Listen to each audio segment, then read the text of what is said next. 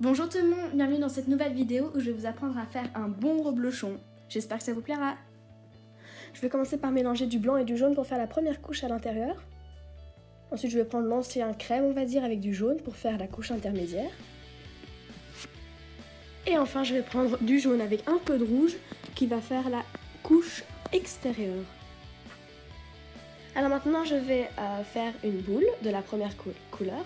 Ensuite je vais passer le jaune intermédiaire à la machine pour qu'il soit très très fin et je vais enrouler la partie intérieure. Et maintenant je vais faire la même chose avec le orange, je vais enrouler la partie intérieure.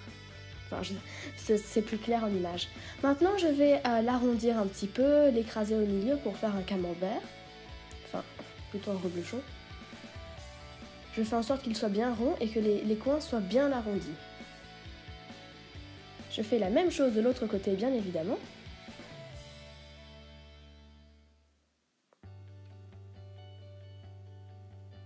Alors maintenant, je l'ai mis au frigo pendant 10 minutes pour qu'il durcisse et que quand je coupe la petite part, le camembert ne se déforme pas et que les couleurs ne coulent pas les unes sur les autres. Comme ça, au moins, les couleurs restent bien nettes et il est plus simple pour moi de couper. Maintenant, je vais faire un coulis de crème, donc la couleur qui vient à l'intérieur. Je ne vous ai pas remontré comment procéder parce que je vous l'ai déjà montré dans mon ancienne vidéo des donuts.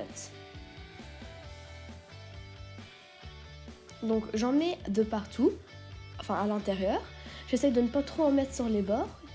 Et moi là, il n'est pas très coulant, mais je vais le faire beaucoup plus coulant par la suite. N'oubliez pas que au four, la fimo liquide devient encore plus coulante. Donc si vous en mettez trop, après ce sera peut-être un peu too much. Voilà, alors là pour moi c'est bien, je vais encore en mettre un peu après.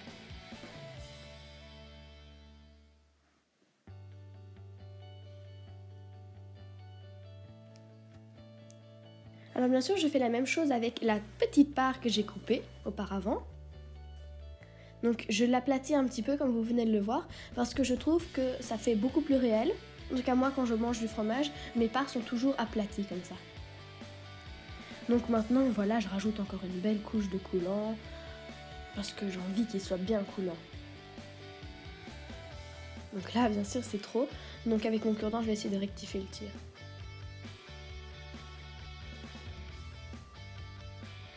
Voilà, donc là j'ai fini mon camembert et maintenant on va passer à l'étape déco. Donc je vais prendre de la farine parce que, je ne sais pas si vous avez remarqué, mais sur les camemberts il y a de la farine au-dessus. Donc je vais aplatir avec mon doigt en faisant bien attention de ne pas en mettre sur le coulis car c'est pas le but, il n'y en a pas sur le coulis, en vrai. Donc une fois que c'est fait, vous faites la même chose sur la petite part bien sûr.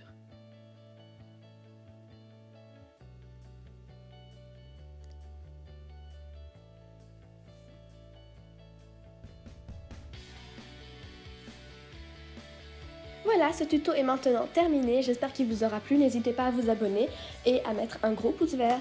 Bisous!